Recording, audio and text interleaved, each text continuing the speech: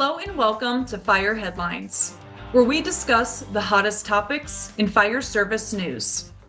I'm your host, Samantha Didion, and joining me on the panel is Chief Ken Kehmna. An article recently shared in the Daily Dispatch shares how two teenagers developed a non-toxic fire retardant called Clore to help protect properties from the LA wildfires. Chief Kehmna, I want to ask you first, what is your take on these new technologies and how can they complement traditional firefighting methods? The timing of this recording this episode is really perfect for this topic. I'm actually in Redlands. I'm at the ESRI headquarters, which is Esri. Anybody familiar with GIS would know of Esri. And I'm here for the Fire Operations Technology Summit, which is co-sponsored by Cal Chiefs and FireScope. It is fire service leadership from all over the state of California and even beyond California, and it is all about technology and emerging technologies. About specifically, there are technologists here who are sharing the technology that they have developed. Some of it's been around for a while, but continues to improve. They are sharing the technology that they have developed with the fire community, and they're taking information back from the fire community about the technology and how the technology incorporates into the work that we do so that public safety, the fire service, has a voice in the growth and development and the use of these things as they go forward. So I think the timing is perfect. I think it's amazing. I think it's awesome. The creativity and the things that we see are fascinating. I will share as we go along. I'll share it in a little bit in a minute here about another conference that I had the opportunity to attend this year where that was like, all right, there's some cool stuff going on out there. How would this topic be perceived at the kind of conference that you're at right now? Oh, I think it would be very well received. Absolutely well received. Some of the all the largest agencies in the state of California are here. Most of those large agencies have their own air program. They have the means and the need to utilize retardants, and they are currently buying commercially available retardants, and using them today. So I think they would find this quite fascinating. And I'm sure that even though it's not here this year, that it's very possible that it will be here next year. I had the good fortune a couple of years ago to be introduced through a family member to a young man who was a Stanford MBA student, and my nephew was in the program at the time, and he was doing something. This young man was doing something in fire service related, and he's like, "Well, let me introduce you to Ken. He can kind of give you some insight on what he thinks about the fire service." That young man is here with his product, showing it off at this technology conference, and his business is growing and doing quite well. I love it, and it was just thinking about a common issue that others had tried to solve. He just came in from a different angle, different perspective, and he's doing quite well. I could not have been happier when I saw him today or yesterday when I got here. What a full circle moment that must have been for you. And I should have said this at the beginning of the episode, but round of applause to two teenagers developing this. If anyone's curious, the article states that these two teenagers are from Silicon Valley and they were over on the East Coast and they noticed wildfire smoke, which obviously they're really familiar with being from that part of the country. When they're on the East Coast and they saw it, that's when they realized this is a big issue, nationwide. And that's what inspired them to create this non-toxic fire retardant. So, how important is it to have accessible non-toxic solutions like this at a fire department or even a private firefighting company like the one that's mentioned in the article using this product? It's incredibly important, specifically when we're talking about retardant. I don't think anybody, regardless of whether or not you're in the fire service or not, hasn't seen the vast amount of video footage out there of the firefighting aircraft dropping retardants, specifically the very large air tankers, the big jets that are dropping, thousands of gallons of retardant in, I think up to a mile. That's a lot. And a lot of times the retardant is being it's being laid down in communities where it's going to get into the storm drains and it's going to flow out into out into the bay if you're in the Bay Area. It's going to get into the environment, into our ecosystem. So it is important for us to have non-toxic solutions. The last thing that we want to do, and a little caveat. Um, at this technology summit that I am here with, obviously Cal Fire is a major player in the state of California. They cover the entire state, obviously. Their primary responsibility is the protection of our watershed so that when it rains, the water can hit the ground, flow into reservoirs for drinking and irrigation and all those other things. It would seem to fly in the face of their primary mission if they were polluting the water that was coming through the watershed by using products that were toxic. So it seems consistent with our mission. In fact, I would even using the term mission statement. The mission statement on the fire department, every fire department that I've ever been involved with, and certainly one that I worked with, was to protect life, property, and the environment. So it's certainly consistent with our mission to advocate for these kinds of things. And when we have the opportunity to utilize them, whether you're a private fire company, a municipal fire company, or a forest agency, I think one of the challenges is, a lot of times environmental solutions have some limitations. They've got to be mixed and used within a certain amount of time. They don't last as long, or whatever the case may be. It sounds like this new development by, I would agree, two amazing young kids. That's fantastic. As we get around those kinds of things, it becomes the norm, and I think it's incredibly important. We need to be mindful, putting the fire out, mitigating the hazard, whatever that happens to be. We can't do more damage than the fire was going to do. That would seem silly. Right. And you're really spot on with all of those points there. And I know you're not, necessarily an expert on fire retardant, but just from your experience in the fire service and your expertise, why do you think that it might have taken so long for a non-toxic retardant like this to become developed? Like just any, ideas that you might have in your head about it. Well, I mentioned earlier that I was going to talk a little bit about this other conference that I had the good fortune to go to, and it was absolutely fascinating. It's called the Red Sky Summit. It took place up in the Bay Area in California, and it brings together thought leadership from the fire service. And when I say fire service, I'm not just talking about boots on the ground firefighters. I'm talking about scientists and technologists and people who are involved in the fire community. And what I participated in a discussion, and one of the things that I came to learn was from one of the vendors that was there, who and I, it's possible that it was a retardant that he was working on. I'm not quite sure, but he was talking about the arduous process that he was going through for the development and the testing and the approval and all of this other kind of stuff. It it takes a lot to get something like that developed, even if you understand the science and have the ability to develop the material, to get it properly tested and approved for use and then marketed and all the other kinds of things can be very, very costly. Not everybody has the resources to be able to do those kinds of things.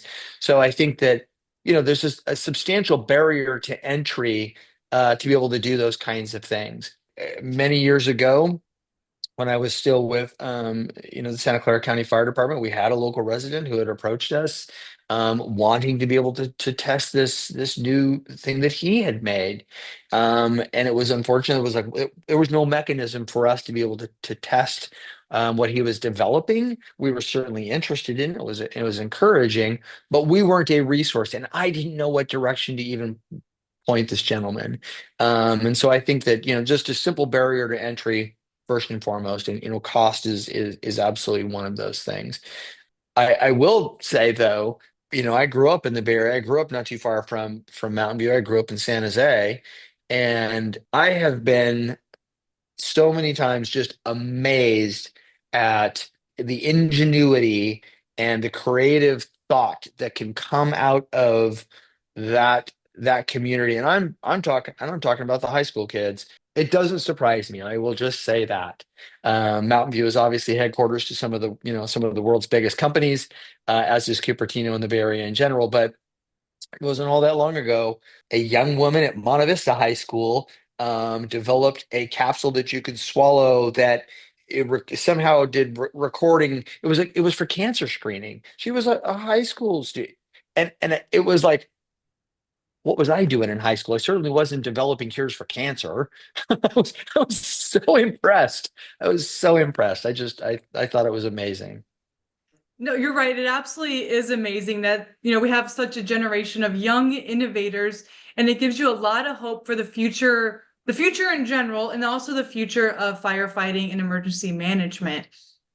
Um, but talking about some of the challenges of this, what challenges do you think fire departments might face in adopting these new products like Clore? Are the prices for, these new ideas typically higher? I would kind of assume so, but you let me Yeah, know. I think there's a good possibility that it would be more expensive when you think about when you think of the market for retardants today. if you if you have the market and you're selling to an organization like Cal Fire, the U.S. Forest Service, or any of the private providers, they're probably being bought by purchased by through large contracts for large volumes, and it is through the purchase of large volumes of that kind of stuff where you can bring the price down, and you've got to have the ability to make large volumes. So there's a scale thing there, I'm sure, that is impacting the price. And unfortunately, I don't care what fire department we're talking about. Certainly, our federal agencies and our state agencies that are fighting wildland fires, they have to do the very best they can with every dollar that they have. So they have to make a really good investment. And when you're trying to unseat a proven technology, something that does work, something that is affordable and available, and and you're buying from a vendor that you've got a contract with for X amount of years, trying to unseat that with the better mousetrap, you're trying to pry a big rock there, and I think that's a significant could be a significant challenge. Yeah, it definitely sounds like it. So, do you think that there's room for more public-private collaborations in developing new tools and technologies for fire prevention and response? 100%. I'll go back to what I was saying before about the Red Sky Summit. It was, like I said, it was this combination of thought leadership and technologists and venture capitalists, people who had that was their thing. They were looking. They had either made their money in the tech industry, and they're like, "Look, I really want to give back and start putting energy and effort into these amazing technologies." And we should have somebody on from Red Sky Summit to sort of talk about what it is that they're talking about there, because it's a bit of a mashup between a fire conference, a technology conference, and the TED conference, which is amazing. And I'm sure we should have somebody on just to talk about it, because it is inspiring and it is awesome. And yeah, I do think so.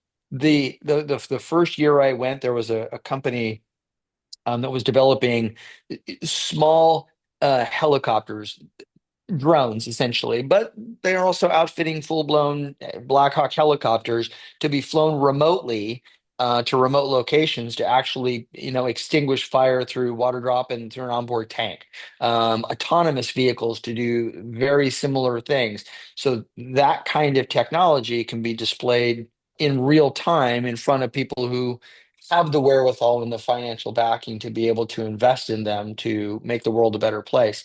So the opportunity is absolutely there for those kinds of things.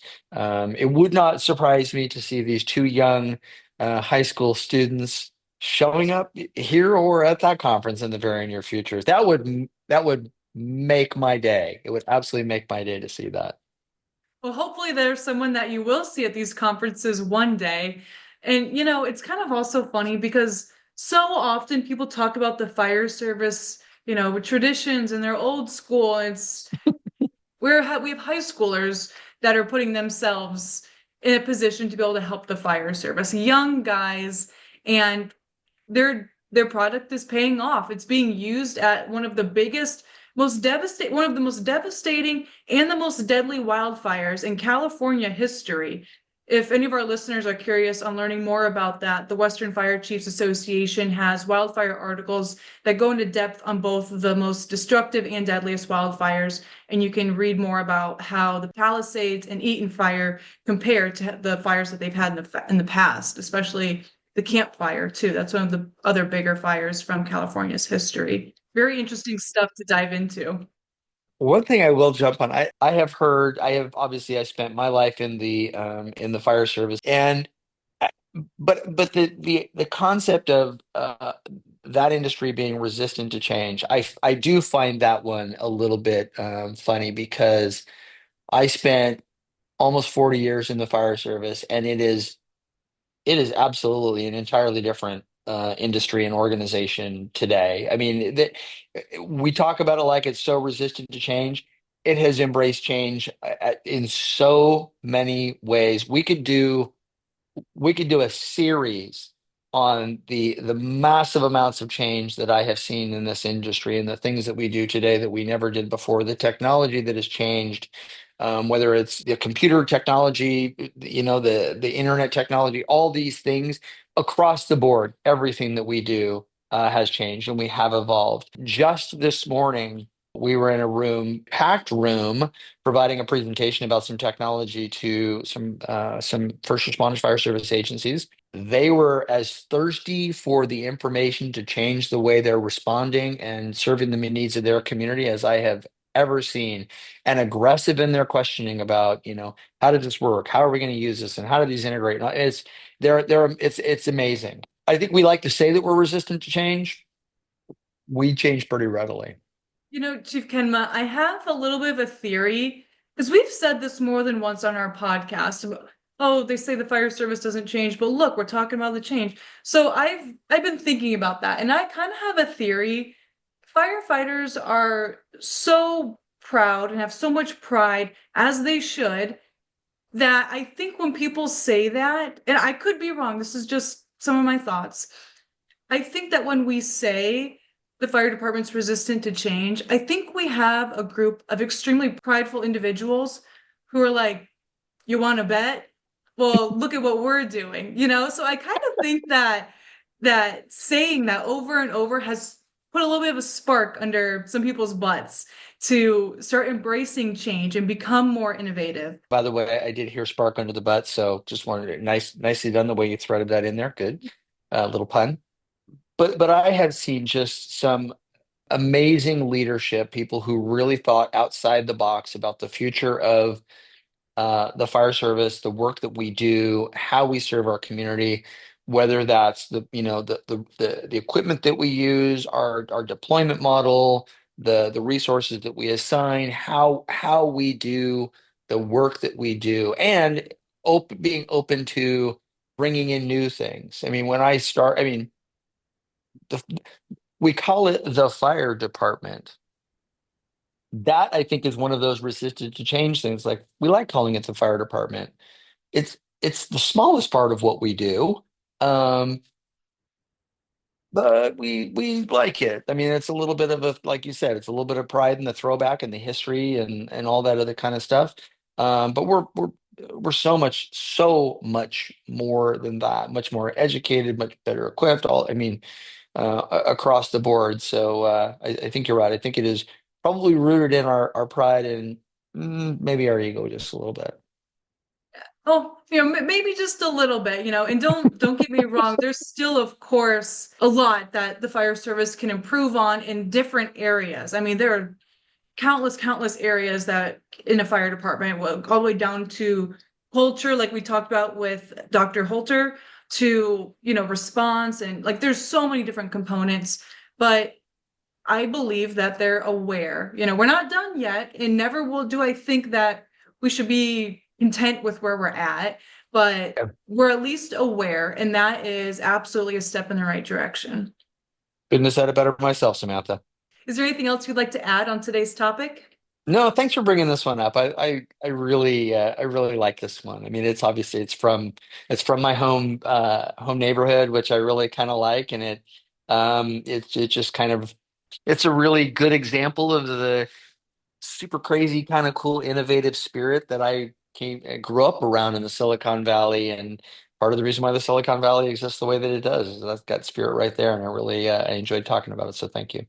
Absolutely. Thank you for sharing your insights. And one more round of applause to these teenagers for coming up with such an amazing product. And thank you to our listeners for tuning in to today's episode. A link to the article we discussed can be found in the show notes of this episode. And if you have a question for the panel, please reach out to us at fireheadlines@wfca.com and let us know what's on your mind. We'll see you back here next week for more Fire Headlines.